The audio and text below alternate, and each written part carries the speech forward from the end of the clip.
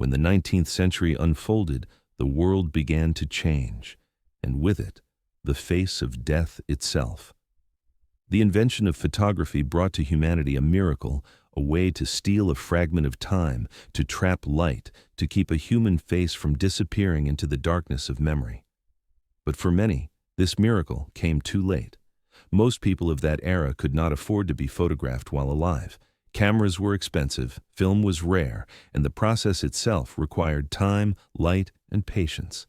So when death came, as it often did, the family summoned a photographer not to celebrate life, but to capture its echo. That photograph became the only portrait a person would ever have. It was not vanity, it was salvation. Photographers traveled through towns with heavy boxes of glass and metal, carrying with them silence and devotion. They were not afraid of corpses, nor were they shocked by grief.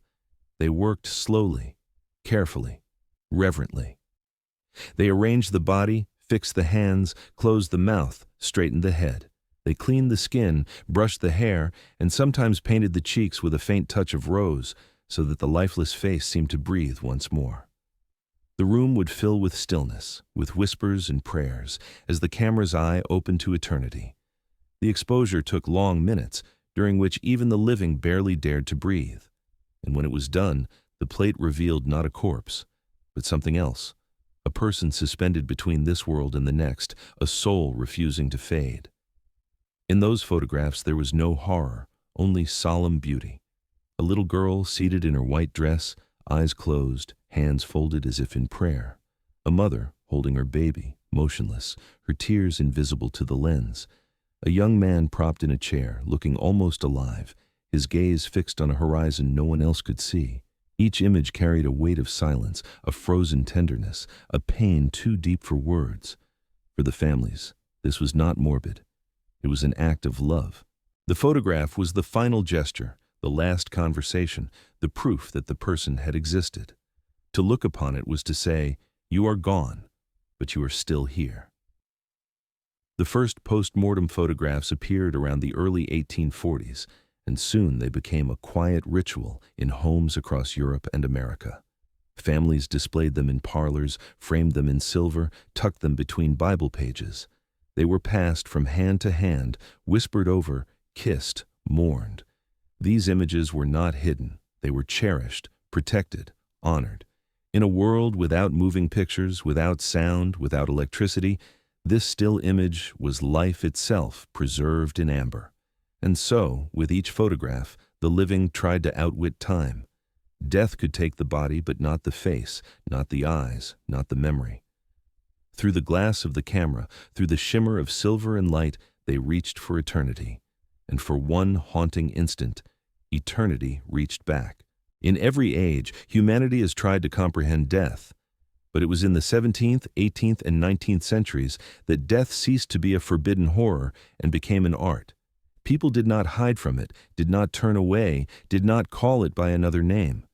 Death lived nearby, behind the wall, beyond the threshold, on the street, in the house, in the mirror. It was everywhere, because life in those times was fragile, short, and unpredictable. Children died from illnesses no one could cure. Mothers lost infants before baptism. Men went to war and never returned. Death was part of daily life, part of prayer, part of the silence that entered the home with the scent of wax and whispered prayers. People could not afford to forget its presence. They lived with it, in the same room, ate at the same table, shared bread and candlelight. And in that terrible closeness, a special philosophy was born. Memento mori. Remember death. Not as a sentence, but as a reminder that everything passes, and only memory can defeat time.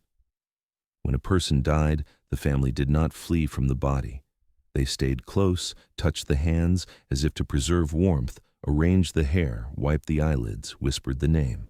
For them, death was not an ending. It was a transition, the final act of life that needed to be remembered so it would not be lost forever. And photography, that new miracle of technology, became a bridge between life and eternity. It allowed people to seize the moment, to hold on to a face that would soon disappear.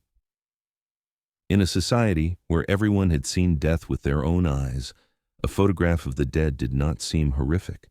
On the contrary, it was sacred, a symbol of love, proof that the person had lived, breathed, smiled. There was no terror in those photographs, only calm and sorrow. They reminded the living that life is a fragile breath between two silences. In every image there was gratitude, for time, for presence, for the chance to remember.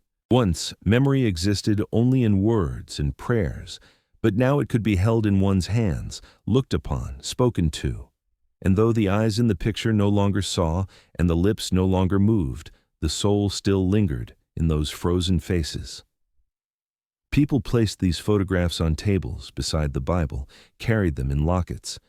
It was not merely remembrance, but a dialogue with death, an attempt to reconcile with it, not to turn away, but to accept. Because only by accepting death could one truly feel life. For the Victorians, death was not an abyss, it was a mirror. They gazed into it without fear, because they understood that in every reflection remained the trace of love. That is why memento mori became not a ritual of mourning, but an act of art.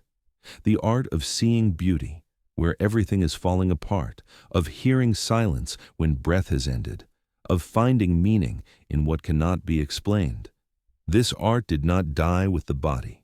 It lived on in every photograph, in every glance toward the departed, in every trembling hand that held the image, as if it were a heart torn from time.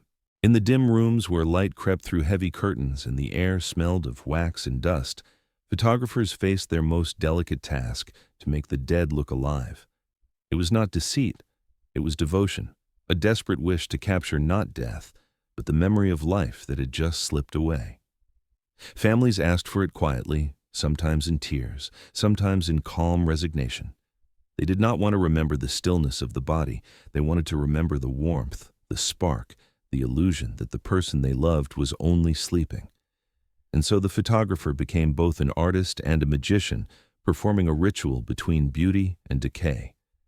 He adjusted the head, placed the hands as if in thought, positioned the eyes to catch a shimmer of light. Sometimes the eyelids were pinned open, or pupils were painted on glass plates. Sometimes the cheeks were tinted with carmine, and the lips touched with a hint of red.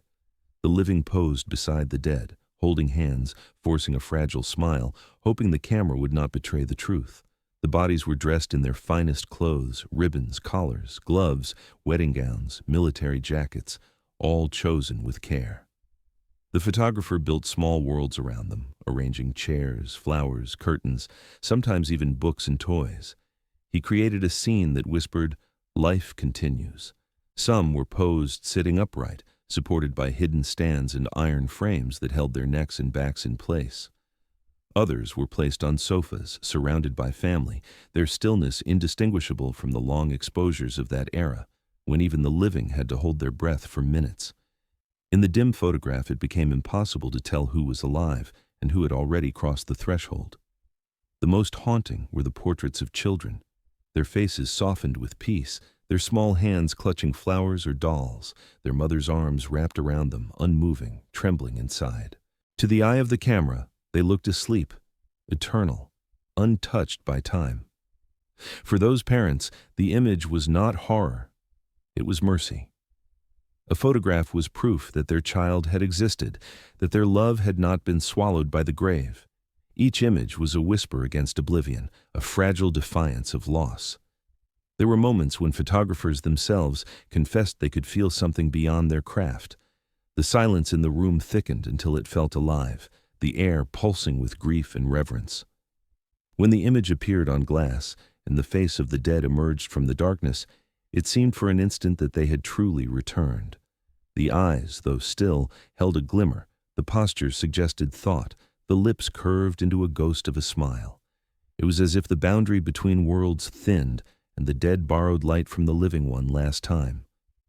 In these photographs, the illusion of life was not deception, it was a farewell kiss frozen in silver. Every detail spoke of love, of fear, of longing. The living tried to believe that the soul, for just a heartbeat, stayed within the image, that through the camera they could look into the eyes of eternity. Among all the haunting relics of the post-mortem tradition, None are as heartbreaking as the photographs of dead children. These small, fragile bodies dressed in white, surrounded by flowers, look almost peaceful, as if simply resting after a long day. Yet behind that peace lies an unbearable silence. In the 19th century, childhood was brief and perilous. Illness, hunger, fever, infection, death came without warning, often before a child could even learn to speak. For parents who had lost everything in a single night, the photograph became the last act of defiance against oblivion.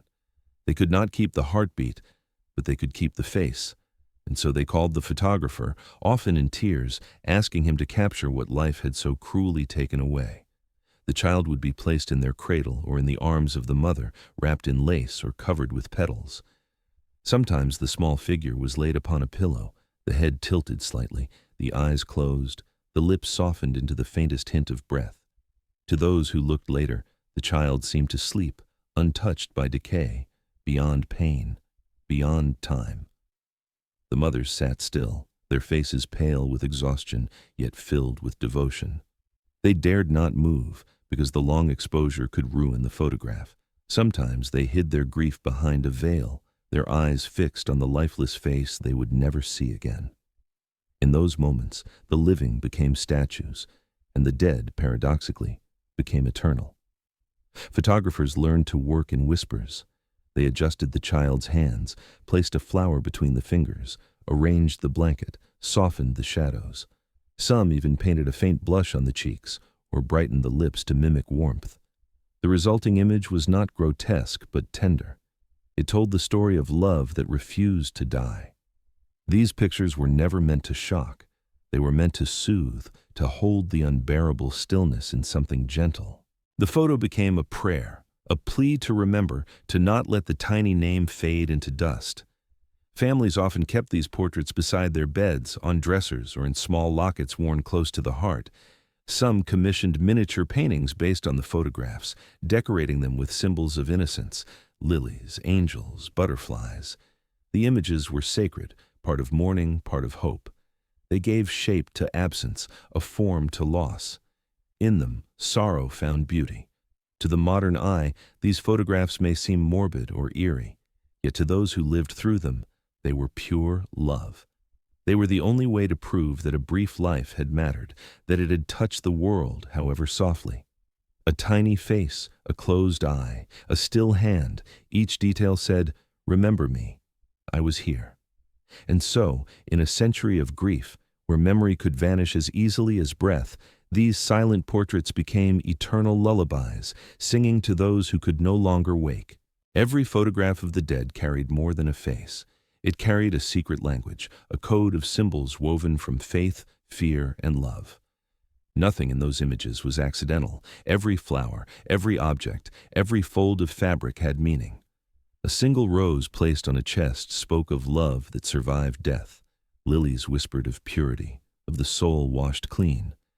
Ivy symbolized eternity, its tendrils clinging to the idea that memory never dies. Some families placed a small cross in the hand of the deceased, not as decoration, but as a key to heaven. Others added clocks stopped at the hour of death, a frozen moment to mark when time surrendered. Candles burned beside the body, their wavering light echoing the fragile glow of a life just extinguished. The Victorians believed that photographs could capture not only the image, but a shadow of the soul. That belief filled each scene with reverence.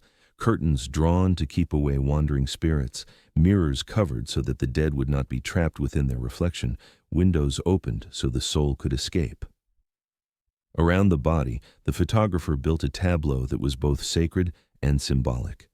A child with a favorite toy represented innocence preserved. A woman surrounded by flowers represented eternal beauty. A man resting beside a Bible symbolized faith carried beyond the grave. Even the direction of the gaze, the angle of the hands, the tilt of the head, all held quiet meaning. In some portraits, faint symbols were hidden in the background. A bird in flight painted on the wall, a ray of sunlight crossing the floor, a window half open to the sky. These details were not mere artistry, they were messages.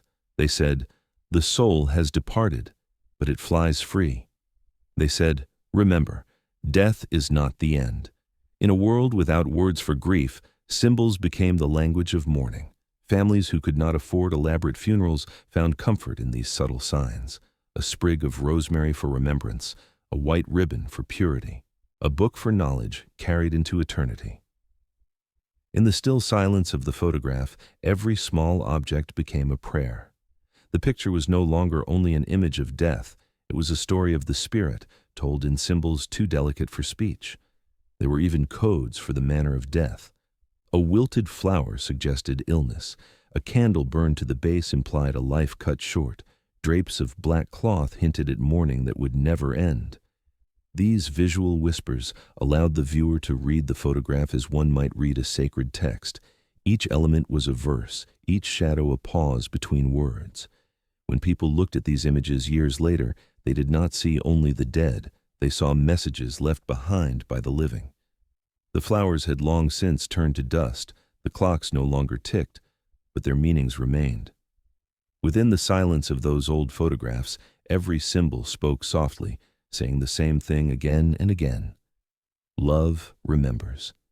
And in that remembrance, death loses its voice.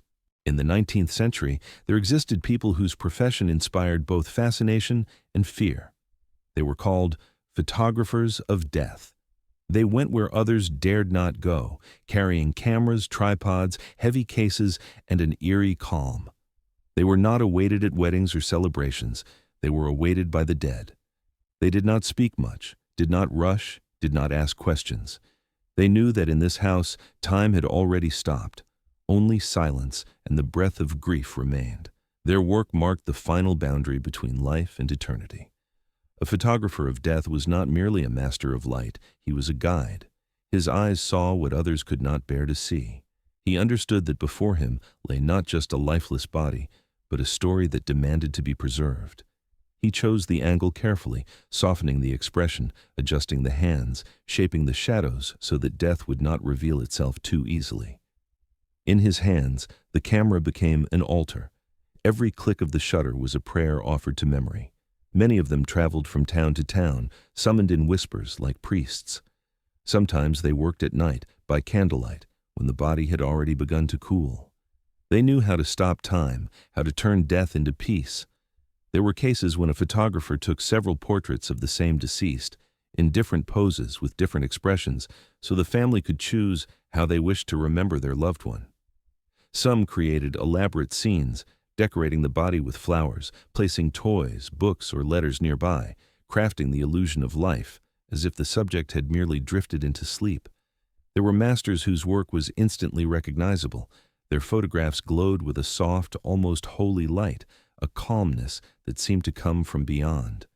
They were meticulous, patient, reverent. Their images made death look like rest. Some even accompanied bodies over long distances to photograph them in multiple locations, by a window, in a garden, near the bed. To them, this was not a craft, but an art. They believed the camera could capture not only light, but the very breath of a soul slipping toward eternity. Yet this art carried a price. Many photographers confessed that they dreamed of the faces they had captured, that the eyes of the dead seemed to follow them from the prints, that sometimes, while developing the plates, they saw a faint smile appear, one that hadn't been there before. They began to believe that the camera truly bridged the worlds of the living and the dead, that each photograph was not merely a memory, but a doorway. And still, despite fear and superstition, these people regarded their work as sacred. They brought comfort. They restored faces that time had already begun to erase. Through their lenses passed eternity itself.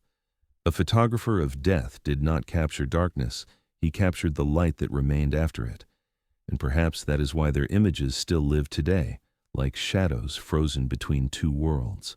By the end of the 19th century, post-mortem photography had quietly merged into everyday life. It no longer shocked anyone. It had become a family ritual, a gesture of love, a duty of remembrance. In respectable Victorian homes, among portraits of weddings, baptisms, and picnics, there often hid another kind of image, one that no one spoke of aloud: the photograph of the dead. These pictures were placed in albums beside the living, indistinguishable at first glance, blending seamlessly into the tapestry of family history. To open one of those albums today is to face a haunting truth. Many of the serene faces staring from the yellowed pages were no longer alive when the shutter closed. Families treated these images tenderly. They polished the frames, wrote dates beneath the portraits, and passed them down through generations without ever saying which of the faces had already crossed the veil. The dead were kept among the living, not out of denial, but out of devotion. For Victorians, to forget was far more terrible than to remember. The photograph was not an image of loss, it was proof that love had conquered death, at least for a moment frozen in silver. The artistry of these portraits blurred the line between life and death. Photographers had mastered the illusion so perfectly that even experts today struggle to tell who was living and who was gone. Long exposure times gave the living a ghostly stillness, while careful posing and gentle retouching gave the dead an appearance of sleep. Sometimes a dead child was photographed sitting upright beside siblings or in a mother's arms, eyes faintly painted open. Sometimes an entire family gathered around the departed, dressed in their best clothes, their faces solemn yet calm, as if united not by grief, but by eternity. There were also photos that deceived on purpose. Some families, unwilling to face the truth, would ask the photographer to retouch the image until the signs of death disappeared. A blush was painted on pale cheeks. Shadows under the eyes were softened, lips were tinted, eyes brightened. The finished picture showed a person seemingly alive, calm, composed, almost serene. The photograph became not a farewell, but a fragile lie, a way to make the unbearable bearable. Over time, these portraits found their way into family albums alongside joyful moments, births, weddings, funerals, all bound together by the same thread of memory. The Victorians did not separate life from death. They saw them as two halves of one existence. The photograph, whether of the living or the dead, was a way to speak to both worlds at once, and so, in many of those albums, the line blurred completely. Historians and collectors who study these photographs today often describe a strange sensation, a feeling of being watched. It is as though the eyes in those old portraits still hold a trace of awareness, a spark that refuses to fade. Perhaps that was the secret the Victorians understood better than anyone, that in remembering the dead, they kept themselves alive. That every album, every page, every face, living or lifeless, was part of one eternal family, gathered forever beneath the quiet gaze of time. Everything ends, even the strangest and most tender rituals. By the beginning of the 20th century, the art of post-mortem photography had begun to fade. The world had changed. Cameras became cheaper, photographs more accessible, and now anyone could preserve the image of a loved one while they were still alive. People no longer waited for death to create a portrait. Family albums appeared, postcards, amateur photography. Death ceased to be the center around which memory revolved.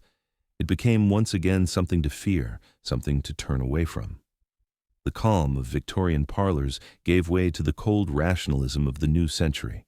Doctors, scientists, and engineers replaced priests and photographers in the final moments of human life. Death turned into a medical fact, a diagnosis, a protocol. It was no longer perceived as part of being, but as something to hide, isolate, and push behind hospital walls. Along with that, change disappeared the reverence once felt for the act of dying. People stopped looking into the faces of the dead, stopped saying farewell as deeply and as slowly as their ancestors had. Post-mortem photographs began to seem indecent, intrusive, even sacrilegious. Newspapers called these images a morbid curiosity of the past, and churches condemned them as too earthly, too intimate. The public, hungry for novelty, turned its gaze to the living, to actors, politicians, heroes, models. Photography ceased to be an act of remembrance. It became a tool of fame. Where once silence had been captured, now motion and smiles filled the frame. Death once again became an enemy, not a teacher. Yet the tradition did not vanish entirely. It hid itself away. In some European villages, even in the early 20th century, families continued to photograph their dead children and elders quietly, secretly, without words. The photographs were no longer made for beauty, but from the desperate need not to forget. These images no longer hung in parlors. They were hidden in boxes, prayer books, between the pages of Bibles. The world turned away in shame from what it once saw as an act of love. With time, post-mortem photography became history, a museum relic, a strange testimony to the emotions of another era. At auctions, such images appeared under the name mourning portraits. They were sold to collectors who saw in them not horror but art. For in those still faces there is something modern photography has long lost: sincerity, humility, reverence before the mystery of death. Today, when one looks at them, it is hard not to feel a quiet awe. These photographs are the last witnesses of a time when death was not hidden behind walls, when it was treated as a part of love. In them there is no fear, no cynicism, only an attempt to understand the eternal. Perhaps that is why, despite the disappearance of the tradition, it still lives, in shadows, in archives, in memory, where the past whispers, "Do not be afraid to look at what awaits us all." Finale, a gaze into the abyss. And now, centuries later, we look at these old photographs and feel a chill reaching out from them. Not because they frighten us, but because they are too honest. Before us are the faces of people who have long ceased to exist, yet their gaze remains alive. They seem to ask us, "Why have you forgotten death as you have forgotten breath? Why are you afraid to look toward the place where you will one day go yourself?" The Victorians did not turn away. They knew that death was not an end, but a mirror in which life itself was reflected. We are the descendants of those who once looked into that mirror without fear. But now we hide it, wrapping it in the shiny paper of entertainment, technology, and noise. We have replaced the photograph of memory with the photograph of illusion, erased the silence, and left only flashes. Post-mortem portraits may seem eerie to us, yet if you look closely, they are filled with love. In each of these photographs lies a farewell that became eternal. There is no horror in them, only acceptance. It is not death that frightens us, but its reflection, because in it we see ourselves, our future, our disappearance. The Victorians did not try to defeat death, they tried to understand it. They looked into the eyes of the dead and saw life there, the kind that remains in memory, in light, in art. And perhaps that is why these images continue to live. They do not age, they do not lose their power, they do not become mere artifacts. They still look back at us. And in that gaze, there is no reproach, only truth. The truth that a person exists only as long as they are remembered. A photograph taken 150 years ago still speaks. I was, I lived, I loved. And that means you too are alive, as long as someone looks at you. And when we stare into those silver shadows, into eyes long closed, we do not see death. We see eternity. Not the cold of the grave, but the warmth of memory. Not an end, but a return. For death is only the flash of a shutter, a moment that seals the light. And photography is the proof that even that light, once extinguished, continues to burn in the dark. And perhaps if we can learn to look at death as they once did, we might finally learn what it truly means to live.